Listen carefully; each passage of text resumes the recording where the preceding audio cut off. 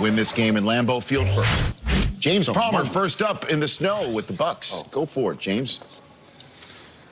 Well, thank you, Rich. Single digits yesterday, a balmy 29 expected for kickoff. The snow should stop at about noon, and it's only fitting in this title game that it's Tom Brady, Aaron Rodgers in these temperatures. They rank first, second all-time in wins and touchdowns thrown below freezing. Now let's go to Stacey Dales. Well, James, these Packers have a very focused week of practice. Their community is pumped, especially after they've been reminded about last year's NFC Championship drubbing by the San Francisco 49ers, who ran for 285 on the ground. Zadarius Smith, pass rusher extraordinaire, told us on Friday defensive coordinator Mike Pettin made them watch that game. He said it left a bad taste in their mouths. They got to finish today. Right now, we're going to go to Kansas City. Jeff Chadia, take it away. Thanks, Stacey. Well, here in Kansas City, the Chiefs are saying that they know they're going to see a much better Buffalo Bills team than what they saw in Week 6. The Bills are healthier, they're more confident, and they have complete trust in Josh Allen. In fact, safety Tyrann Mathieu said they didn't see the best of Allen last time they played. This time around, they'll be ready for that. Now we'll send it over to Kim Jones with more on the Bills. Jeff, that was the perfect lead-in for me, because back in Week 6, the Bills gave up 245 rushing yards to the Chiefs and did not blitz Patrick Mahomes even once. Let's just say they filed all of that in the category of what not to do tonight at Arrowhead Stadium. Ian?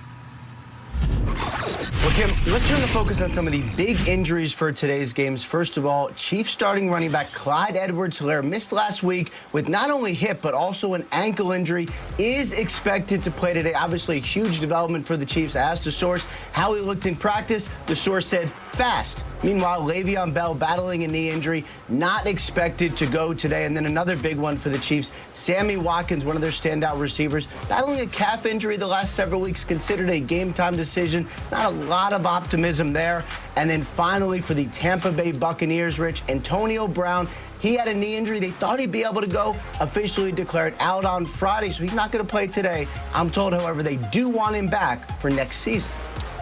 Okay, thanks very much, Ian Rappaport. Hey, everybody.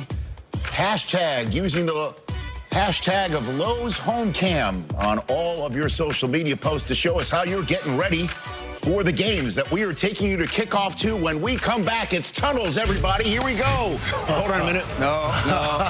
I'm told we have 5 hours and 51 minutes to go. It's just me who wants the games to start, along with everybody else.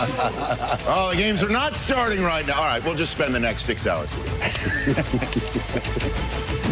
NFL Game Day Morning is presented by Intuit TurboTax Live. For part 2, James?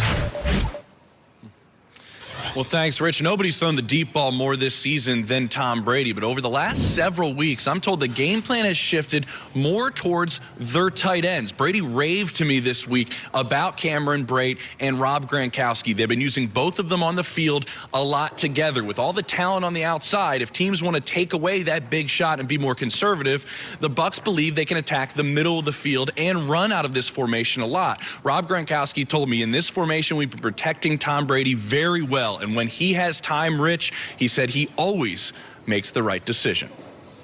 Yeah, if they could only have stopped the count at 10-0 because Tom Brady and the Buccaneers boat raced the Packers out of the spot that Green Bay would love to get back to with a win today. But look at those numbers by Tom Brady.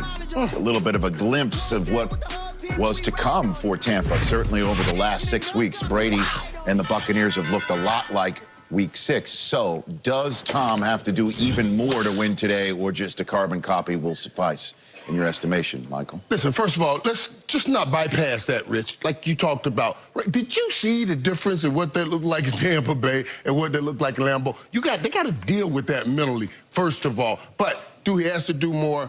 I'm going to say yes and no, Rich, because really his numbers are fine. His numbers are fine. Tom threw for 166 yards, 2 touchdowns, 0 interceptions. That's the most important thing. If he does that today, get those 2 touchdowns, they have to run for 2 more touchdowns because he's going to need some assistance for running. That gives them 28 points. Maybe they get a field goal in there. And then I need that defense to just make sure that you don't have to do as great as you did last time, but maybe give them 20 points. They can win this game 28-0 with Tom doing what he did numbers-wise, but start fast. All right, hold on a minute. Is it the way you're talking? You're off your mark. Hold on a minute. Now get on out of here, Rich. Hey. Let's go to Stacey Dales. Stacey Dales is covering the side of things of the Green Bay Packers. Go for it, Stacey. Well, Rich, listen, it's never about one quarterback against another. It's the quarterback against the defense. But this matchup, it is epic. Tom Brady, Aaron Rodgers, two future first-ballot Hall of Fame quarterbacks meeting for just the fourth time in their careers. First time in the playoffs. I asked Rodgers this week, what does this moment mean to you to share the field with Tom Brady? And he reflected on some of the great moments of his career, and he told me this is another one of those special moments. He said, I've always been a fan of Tommy's. He's had a legacy of wins throughout his career and accomplishments, but this game is a truly special moment. And he said ultimately that when he learned Tom Brady was coming over to the NFC, he knew and understood that this would be a real possibility. It has come to fruition. For more on this game, Mooch, Kurt, take it away.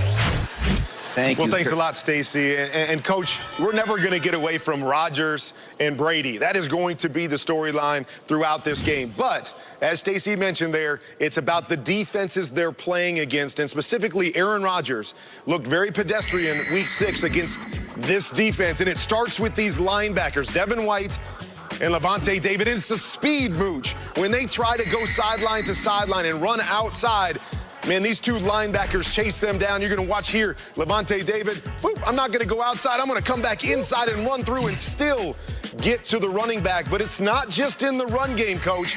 They love to blitz these two linebackers. They go man-to-man on the outside. They're going to put the linebackers as defensive ends.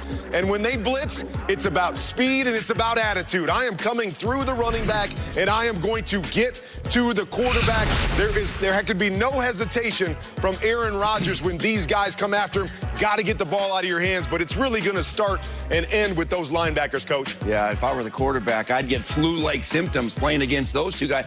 Probably the best duo of linebackers in the NFL, and they lead that #1 rush defense. They were #1 last year as well, and today they're going to get back. You know, and Ndamukong Suh, he's been playing against Aaron Rodgers for a long time when he was at Detroit, but they get, look at him go. I mean, they just have a thing going on over there. And Vita Vea's coming back. He hasn't played since week 5, so this is going to be a game where Aaron Rodgers has got to say, hey, I can't throw a pick 6 because that last game, man, when he threw that that interception, the Bucs scored 38 unanswered points, and it was all downhill from there. That's not going to happen again. It's going to be a heck of a game, a lot closer, but I love these two linebackers. Rich, take it away. All right, Steve Mariucci, as we know, Tom Brady got one for the thumb 2 Super Bowl wins ago.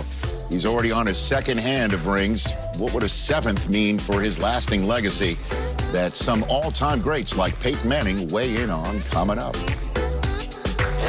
Tom is the ultimate pro. A pro knows when he's going to study, when he's going to go to sleep, when he's going to throw in the offseason. That shows.